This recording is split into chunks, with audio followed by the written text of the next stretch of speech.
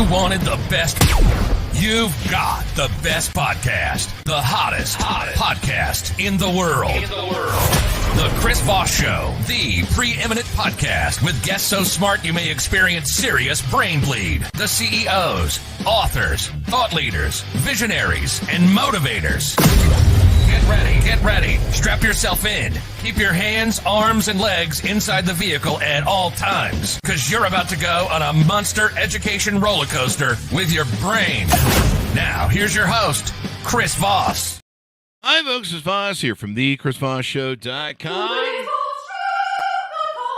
There you go, ladies and gentlemen. There, our lady sings, and that means everybody needs to wake up. That's the wake-up call. Everyone needs the Chris Voss Show Iron Lady on their alarm clock, I think. I just thought of that. We should sell that as a wake-up ringtone or something, because, man, when I hear that shrill voice, I'm like, I'm up. It's kind of like when your mom would yell at you from down the road, and she'd use your middle name, and you knew that you better not screw around. Oh, yeah. Start heading home, because once you use your middle name, you're screwed. Maybe we can get the Iron Lady to do that. We have an amazing young man on the show today. We're going to be talking to him about him and his work and how he can make your life better. And if he doesn't make your life better, it's your fault. Listen to the show again and again and again until you get it. John Holt joins us on the show. He's a 30-year Fortune 100 tech leader. He left corporate life to cultivate the relationships and purpose that drive fulfillment. Now he coaches executives and entrepreneurs via science-backed methodology, blending neuroscience, breath work, and somatic practices to manage stress, boost self-confidence, and unlock potential. Integrating tactical breathing techniques used by the Navy SEALs and top athletes with a trauma-informed approach, he has created somatic practices to reduce anxiety, manage stress, and improve self-trust, empowering individuals to live a life filled with purpose, peace, and passion. Breathing and taking in air. Who knew? John, welcome to the show. How are you? Chris, I'm fantastic. So good to be here. So good to have you as well. Thanks for coming. Give us any .coms. Where do you want people to find you on the interwebs? Yeah, johnhallcoaching.com. One word, John Hall Coaching. There you go. So, John, give us a 30,000 overview of what you do there in your words. Yeah, so, this has really been my own journey, getting into breathwork, somatic exercises, really understanding the mind-body interaction. How much, I know how much we talk about our mind. We think we operate in the mind space, but really exploring the somatic space, the body space. How much does it interact, and specifically how we can use breath work to tap into that and direct us to where we want to go. There you go. Breathing. It's kind of important, I hear. It's kind of helpful. Kind of helpful. Kind of helpful. That whole oxygen thing. I know some people that have no oxygen going to the brain, and even though they're open mouth breathing. So I don't know. Maybe we'll get into later in the show how that works. So tell us a little about your journey through life, and then we'll round about back to what you do. You did some different things and went through some, lessons learned and stuff like that probably got you into this sort of sphere. Tell us about how you grew up, your career journey, et cetera, et cetera. Yeah, absolutely. So my background, 30-year tech exec, 25 years of those with JP Morgan Chase. And I really specialized parachuting into troubled areas, turning them around, and you learn pretty quickly. Tech doesn't misbehave. It's the people, it's the process, and so that's really how it operates. And so I would deep dive in, turn departments around, hand them over, go to the next thing. So while I had this very successful career, I have the wife, 2 kids, the nice cars, the pool in the backyard, all the good things. At the same time, I'm in a marriage that is an abusive marriage. So I have this kind of collapse on the backside, and I have a high stress job to begin with, but now I'm going home to even more stress. And, my own, right. We all have everything that keeps us in those cycles, and trying to figure out, how do I make it work? Maybe I work harder. And so that was the roller coaster I was on, right? That was the treadmill I was on. Yeah. There you go. And so now just so for clarity, I think you said you have an abusive, maybe you said had, and it just got lost in the audio. I had, yes. No, had. So 25-year marriage, kids go to college, it collapses. Mm-hmm. Wow. So I'm now trying to figure out, I had as a kid, went through divorce, swore I'd never get divorced, and that was part of what kept me there. So I went on a deep dive into what happened and how do I make sure this never happens again, right? Why did I get attracted to this in the first place? Why did I stay in it so long? And what do I do to make sure it never happens again? And that led me down the path of starting to get into not just be the mind, the talk, let's talk about what happened, but really starting to find out where this is in your body, what the somatic experience is, and leading me to breath work to how I use it today. There you go. Now, so you end up getting divorced, or did this help heal your marriage? I did. I wound up getting divorced. Okay. I just wanted so to that make sure. so the marriage collapsed. I wound up getting divorced, and then 5 years later, met my wife, who I'm married to today, There you and that was part of what spurred my journey to be an entrepreneur, to start doing this full time, and to really help people and do this transformation as really the key thing that I do now. Well, there you go. I've got a whole list of guys for you that are in abusive marriages. Can you fix the no sex marriages? Asking for a friend. There's what's fascinating though is we often, especially as men, we don't recognize how much relationships impact the other areas of our lives. And the analogy I use is, we think they're all compartments, that we show up and we have the business compartment, and we have the friends compartment, and we have the health department, and then our relationship, our family compartment. And the reality is it's like barnacles on a boat, and it just starts building up and building up. And all of a sudden we've got all this drag pulling us back. Yeah. And the moment we start diving into these parts of the relationship that aren't right, and it comes up so many times. I'll work with entrepreneurs or executives, and we're starting to deep dive into what's going on and finding it's more than just the beliefs in the business space. We start to unpack these other areas, and that's what really creates a lot of the transformation. There you go. Now, I know people lose weight through breathing. There's different things that, getting more oxygen in your brain. I know it helps your lymph node system, doesn't it? It does. There's a number. So I use breath work in three ways, and I use it tactically, I use it strategically, and I also use it to start shifting these underlying beliefs that we cling to. We like to defend these things that hold us back. But you're right. Just at a physiological level, especially when you're talking in the tactical space, and you start taking deep breaths in the way that is most impactful to you, right? What are you doing? You're increasing oxygen to your brain, to your cells. But more importantly, you're signaling your body to calm down, right? There's different breath patterns you can use to activate or calm. If you think about the autonomic nervous system that we have, right? That part that we don't have to think about. Our body runs, we digest, even sexual function is all tied to this autonomic nervous system. Yeah. And so when we start breathing and the different ways we breathe, we can cross over, right? Our conscious to the unconscious control to start shifting that. Oh, there you go.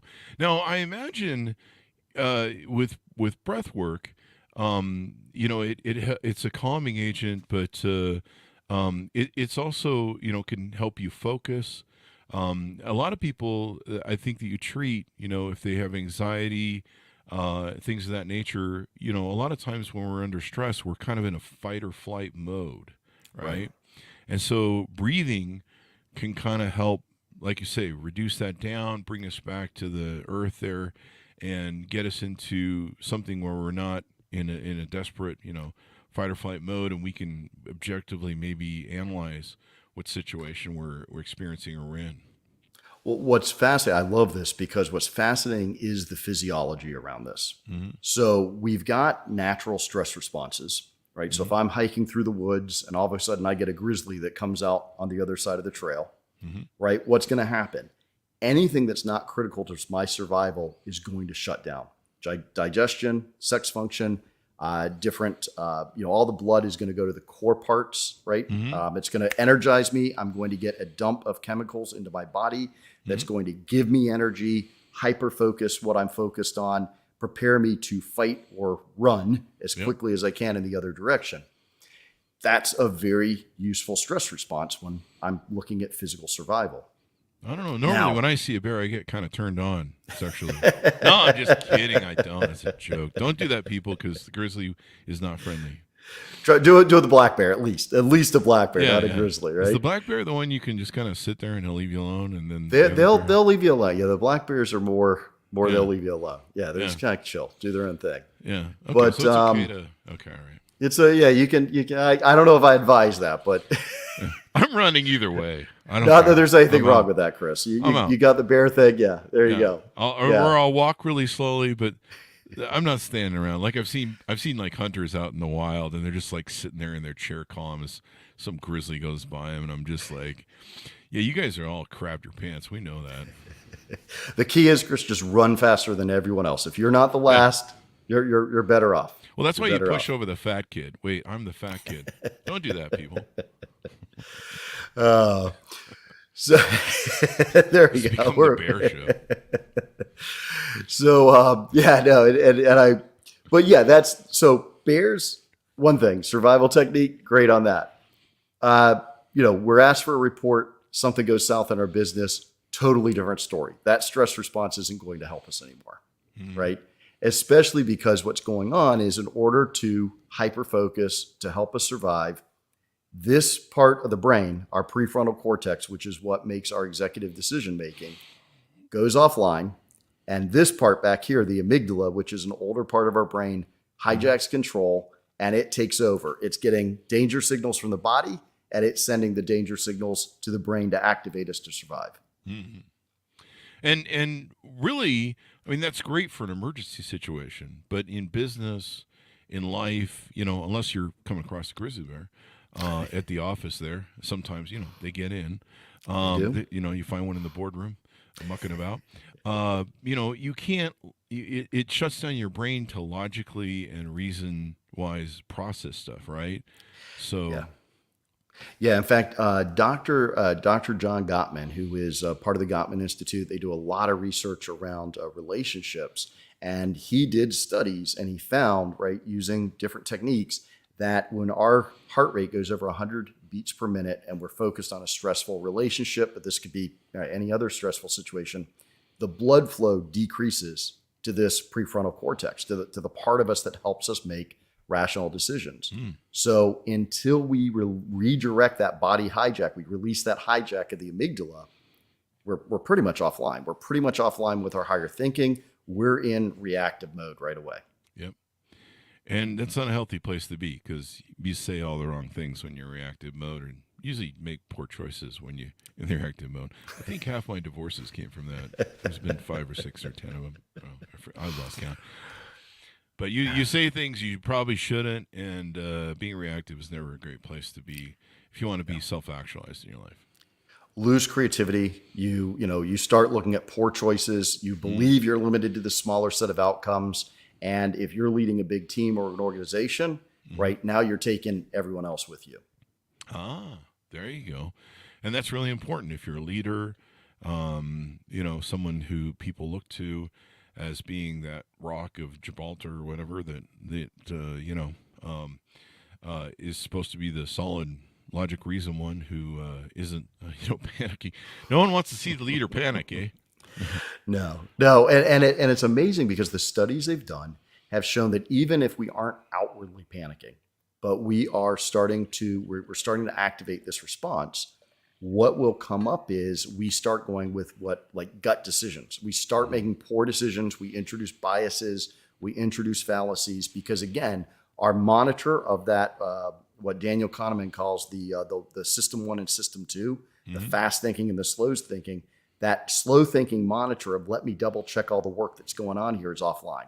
So again, poor decisions. And when you start thinking about it on a day-to-day basis, even if I'm not in a full panic, but I'm not energized, I'm not thinking clearly, I'm not making great decisions, those small decisions start adding up and it wreaks havoc in where you could be and where you're actually operating. Definitely. You need oxygen in your brain, people. I'm talking to you on Facebook and Twitter. A lot of you. A lot of comments, right? A lot of comments that would be avoided with a little oxygen to the brain. In the brain. I think half my life. Pretty much. There was a lot of vodka going to the brain. I think that was half the problem. So let me play devil's advocate here to help you talk about what you do for people. If I'm sitting home and I'm like, okay, well, I just need to breathe more. What's the difference of me hiring a professional like you as opposed to just sit home and do some breathing, eh? So, well, let's start with what that breath would actually be. Mm-hmm. So, again, I use breath tactically, strategically, and to start shifting limiting beliefs. So, if we go in the tactical space, what we want to do is we want to redirect this hijack that's happened. So, remember, our amygdala back here sees control. Mm-hmm. Prefrontal cortex, the logical part, is offline. Our body's reacting with stress. Our mind's reacting with stress. Mm-hmm. Typically, what do? Calm down, get it under control. Mm-hmm. So we're using our mind to try to steer this 800-pound gorilla of our body that's screaming something isn't right. Again, it doesn't have to be massive. It can be smaller things that we're just not at optimum, and we're starting to get that stress. So breath technique that you want to use in this case, 2 parts to it. Number 1, you want to breathe in, you want to go deep to your belly. Most people, we've forgotten how to do this. Yeah, nice deep breath, heard you there. I got a big belly. Nice big belly, fill that thing up. I got one too, it's a little off camera, it's hidden, right? But nice deep breath in. So what is that doing? Instead of chest breathing and we're fighting our physiology to get that breath, we're letting our belly expand, we're expanding the lungs, we're filling the lungs. That's sending a signal of safety, right, to our body, which signals up to our brain, right? We take deep breaths when we're calm. Our body knows that. We can physically tell it. We can mentally tell ourselves, take that breath. Now, second part, do that breath with the inhale through your nose and an exhale through your mouth longer than the inhale. So say 5 in, 7 out. There you go.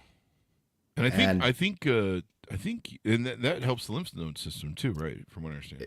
It does. There's a number of different factors that's doing, but what we're doing is we're signaling to our vagus nerve, right, which is the part that wanders through our body, comes up to the amygdala. We're sending a signal that we're safe. Yeah. This releases the hijack. We start getting blood back up here. We start to see options. We start to see things differently. Mm-hmm. Did you say on the vagus nerve? Vagus nerve, that's correct. Oh, really? I've never been very safe at some of the tables in Vegas, but that's another story. We're out on the town. So I've heard that helps the breathing in through the nose, or breathing in through the nose and slowly out through the mouth helps kind of clean your sewer system through your lymph nodes, helps process all that crap that you've got going on in there. Yeah, you're also moving, right? Physiologically, that deep breath, you're moving all those organs down below. I had emergency gallbladder surgery, right? Because I had gotten, right, what do they say? They say sitting's the new cancer, right? We're sitting all the time. It's horrible for us. And when we're breathing shallow, this whole lower part of our body's just dead, right? There's not much going on. We shift our breathing. We make that a more natural breath to breathe deep. And now what we're doing is we're tactically calming. But as we start to do this strategically, we're introducing those health benefits for us as well. There you go. I love that word where you're tactically breathing. Like I think of fighting with that. So I'm like, I think when I tactically breathe, it's when I don't brush my teeth for a week and I go out with bad breath and then I just talk to people I really hate. Enjoy that, motherfucker. Tactical strike. This comedy is the weird visions that come to my head, and this is why I need therapy. And probably a rubber room. So now, there's some of the breathwork techniques you're using. These have been leveraged by top-tier athletes, Navy SEALs, FBI agents. I know the Navy SEALs, they have to learn, complex breathing for everything they do, staying underwater. I've seen some of the training they go through. It's crazy. Yep. Hell Week.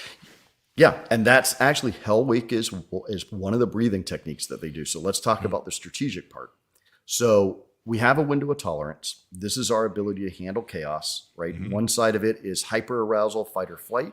The other side of it is hypoarousal, which is just shut down, withdrawal, right? That's where we're more in the survival state. Like, let me just shut down and hope someone finds me. Yeah, that's when I go to So sleep at night. the exact also vodka, Vegas, all of those things get Yeah, all the combined. things we talked about, right? The attractive bears. So so now what we want to do is we want to start expanding that window of tolerance. One of the things I share is successful people don't have less stress. They just have better stress management tools. So doing this breathing, and Hell Week, Navy Hell Week was one of the ones that box breathing was created for. Oh, So offline, you're doing this breath. You're inhaling in for a count, say 5. So you're tracing, think of a box, right? I'm inhaling for 5. I'm holding for 5. I'm exhaling for 5. I'm holding for 5. Simple process. We start to integrate that into our life. What's happening? Our nervous system, 2 things. We're starting to stretch and expand our nervous system. Science backed. This is what's happening. It's allowing us to have more expansion, more tolerance for chaos as we do this. But also when we go into that stressful situation and we go to breathing, we've pre-trained our body that breath equals calm. So now that breath in a stressful situation is even more impactful than if we're just doing the breath on its own. Ah, there you go. So when you coach people, when you work with people, what sort of things are they looking at that they're going to have working with you as opposed to just trying to do this on their own, which no one will do. They'll do for about 5 seconds and then they'll quit. Well, I have a little bit of a story for this, right? So when I was younger, I don't know if you've ever played the game Othello. Black and white chips. It's like I don't know, 9x9 or 10x10 grid, right? You put a black chip down, 3 white chips. Put your black chip down. They all turn black. Pretty straightforward. Pretty simple. Very easy game. My friend teaches me this. I get a little cocky. I'm like, okay, bring it on. I'm ready to go. 3 minutes later, she has utterly destroyed me. Wow. She has flipped every chip to her color. All I can do is put my chip down, watch her flip it. There's not a thing I can do. Wow. Right? So sometimes these simple techniques doesn't necessarily mean simple mastery. So when I work with, especially a lot of entrepreneurs, they've hit a plateau. They're limiting out. They don't know what, right? They can't get to that next level. They're capped out at $2-3 million of income in their business. They founded it. They don't know how to take it past that. So when I start working with them, and breath work is one of the many tools I use, right? We start to come in and take these small incremental improvements, apply them to their life, and start busting through this. Start getting to what the limiting beliefs are. Start getting into pattern disruption. Start looking at holistically other areas of their life. And I mean, the reality is, and it sounds kind of cocky, but I have clients tell me again and again, you changed my life.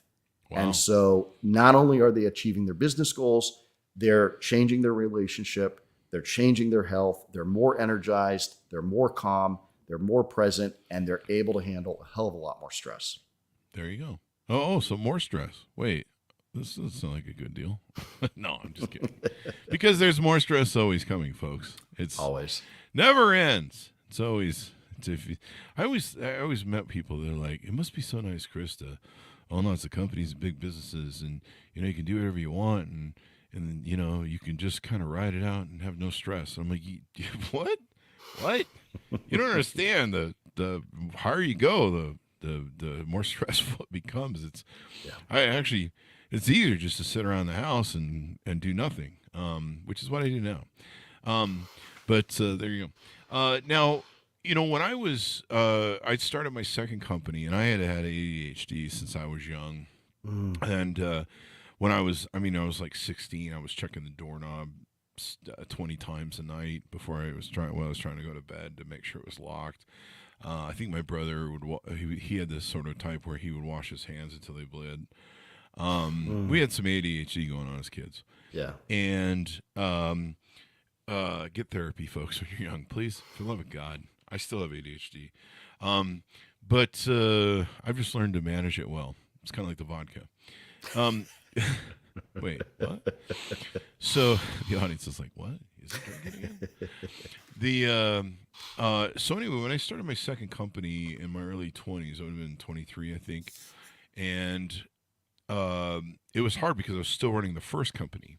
And both were just startups. And both were both were what do they call it? Where we were doing it cheap with sweat labor.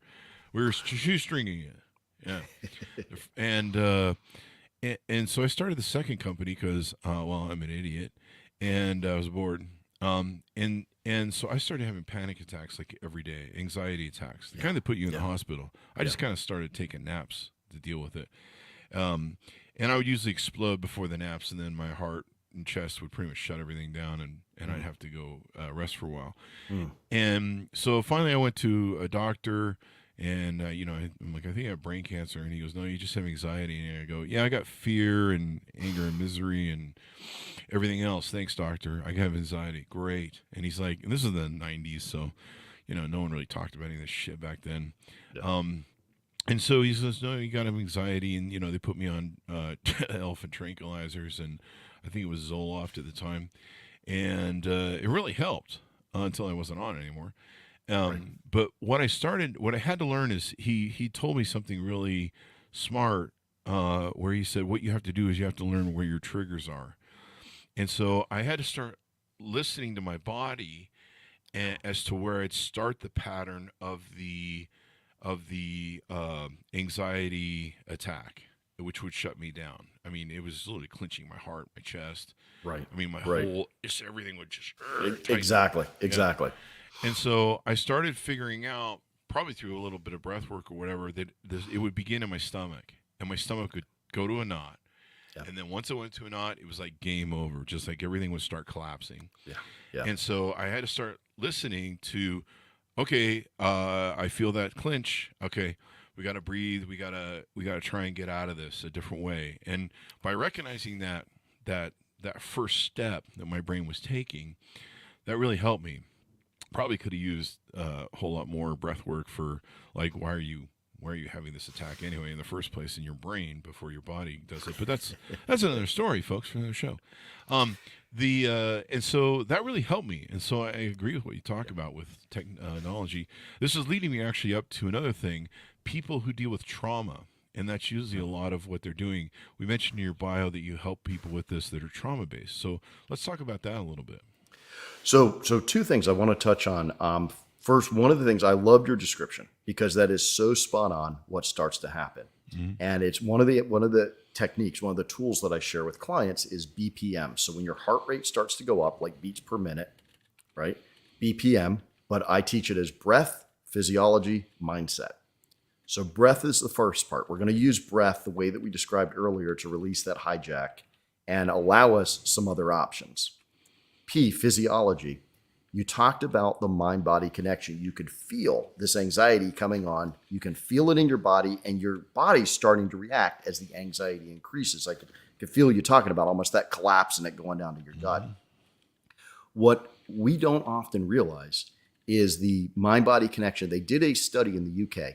They had clinically depressed people smile in the mirror for 10 minutes, and it was as effective as Prozac in eliminating the symptoms of depression. Wow. So think through that again. 10 minutes of smiling in the mirror is as effective as a medication for a clinically depressed patient, right? Wow.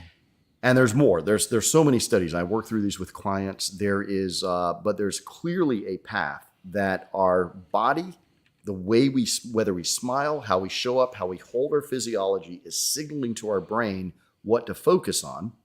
And likewise, what we read, what we set our focus on is then signaling to our body what to do, right? So separate study, they took college students. They gave 2 sets of exams. One was just go take these 5 words, make a sentence out of them. The second, same thing, but one had a set of words related to aging and the other didn't. The real part of this test was when they had the college students walk down the hallway to turn the test in. The college students who worked with the test related to the aging words walked more slowly than the other test. And they had no idea they had done this. They claimed they didn't do it. And they had no recognition that they had worked with words related to aging only. But that's the path between both, right? Mind and body. Our body is sending signals to our mind on what to focus on. Our focus is sending signals back to our body how to respond. So that is you started describing that with what was going on and how you got out of that. And that's absolutely part of that pathway. Part of the BPM is the breath, the physiology, right? Because that is tied to our mindset. That's tied to our focus. There you go. And trauma, part of what trauma is fight or flight reaction.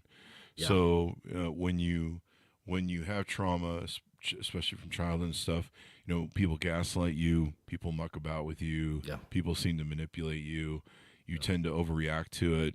Although some people do need, some overreaction, but not all. Don't do it. It's reactive. It's not pleasant.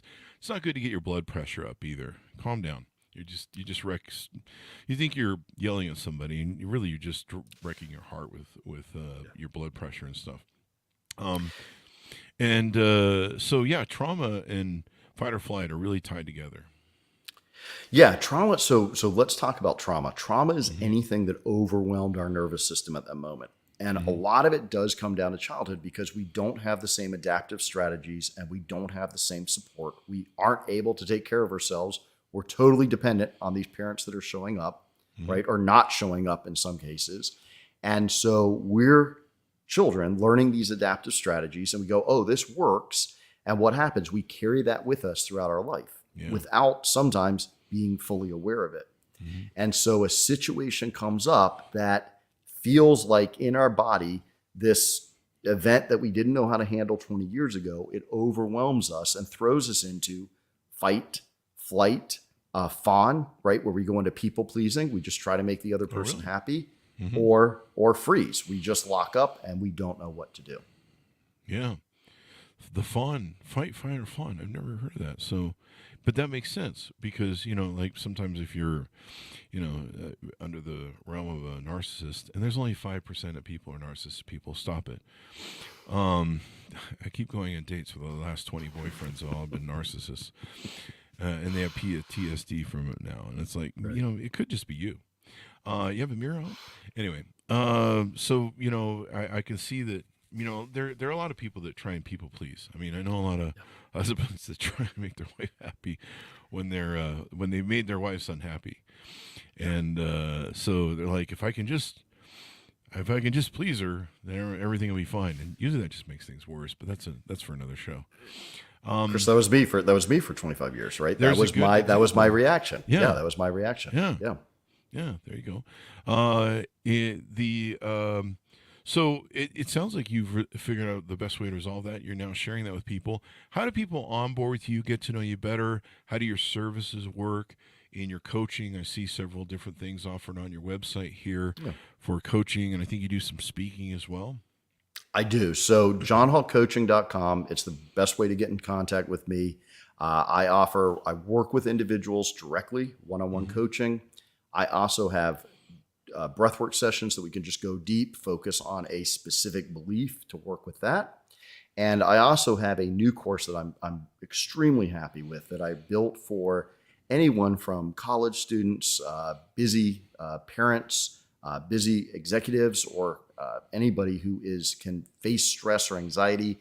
So I've got a 2-week course that goes into the science of the body-mind connection on stress, what our natural stress response is, how we can redirect that and use breath tactically and strategically to redirect that stress response, but also be able to expand our ability to handle more stress. And that's on the website as well. That's the Breathe Easier course that I have. There you go. And so you can work with people. Do you usually do over Zoom? Is that what you do? Or I do virtually. Yeah. The majority of I work with people across the U.S., Canada, even the UK, and it's all virtual. There you go. It's so great with the Zoom thing that we can all do now. Of course, I've been doing it forever, but COVID, I was like, how come everyone's getting in my pool? I've been working at home since 2004. What are you people doing? Get out of my space. So there you go. Anything we haven't touched on that you want to tease out to people or cover more of the services of what you do? Chris, just again, I love to talk about that mind-body connection. There is so much more to explore there, but it is absolutely fascinating how much our thoughts impact our physiology impact our thoughts, and just reassuring people there is so much more out there that until you start exploring it, you don't even know about. and the transformation it makes in your life. I know it from myself. I know it from the clients I work with. It is heads and shoulders above what you even think you might get out of working with me directly or somebody like me. There you go. And if you breathe deep, you hold yourself different. Your physiology changes. For me as a leader, having my physiology in the right place makes a difference. Like if I'm tired and lethargic and I'm just kind of hanging down, is very different than when usually I leave the gym and my back's in, where I'm full chested, my head's up, and I'm in full breathing, because I've been working out in the gym mode. And it just makes a difference in how you feel too, how you come across to other people, but also how you feel internally. Amy Cuddy did an outstanding experiment on this. So she did one where she had men and women hold either a Superman pose, like the holding your arms out, or Wonder Woman with the hands on the hips. And she found at the end of just 5 to 10 minutes of them holding this pose, they took more appropriate risk. They were willing to take risk, but appropriate risk, right? Not like just risking it all on the roulette wheel, but better investments, better decisions, better, right? More rational. So again, you talk about coming out of the gym, great time. Shift your, you can feel it. You can feel these things. And the key is starting to pick up on these body signals and aligning what you do to make the most impact of that, make the most impact of how we show up in these bodies, right? Don't fool ourselves that we're just perfect thinking machines, and that's what we're all about. There you go. Well, thank you very much for coming on. We really appreciate it, John. Give us your .coms. Where can people find you on the interwebs? JohnHallCoaching.com. There you go. Thanks, John. And hopefully we've helped a lot of people, especially people that are have trauma issues. One plug I'll get, because we talk a lot about trauma on the show. If you feel like you're reacting and having these emotional anxiety crises, a lot of times people's trauma gets blocked out from childhood because they can't deal with it at the time, and the brain kind of packs it away. So if you find you're being reactive that way, please go see a professional therapist. So health plug there, 1-800 whatever, go find it. Thanks so much for tuning in. Go to goodreads.com/Chris Voss, linkedin.com/Chris Voss, or if you get anxiety watching the show, you might want to see a therapist, or I can't help you there. It's the show. And all those crazy places around the internet. Thanks for tuning in. Be good to each other. Stay safe.